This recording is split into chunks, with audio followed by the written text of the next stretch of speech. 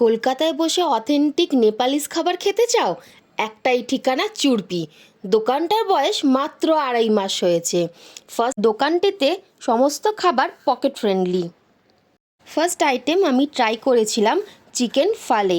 অনেকটা ভাজা পিঠের মতন দেখতে হলেও টেস্টটা কিন্তু একদম ছিল ডিফারেন্ট। ইউএসপি হলো চীনাবাদাম দিয়ে বানানো চাটনি, ভেতরে চিকেনের ঠাসা পুর।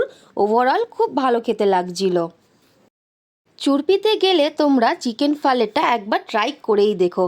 নেক্সট আইটেম নিয়েছিলাম কেপিজে স্টাইলের চিকেন নুডলস। নুডলসে সব রকমের ভেজিস, চিকেন, এগ সব ছিল, সঙ্গে সেম চাটনি। ওই যে বললাম কলকাতা স্টাইলের মতন নয়, কিন্তু অথেন্টিক কালিম্পং স্টাইলের মতন টেস্ট।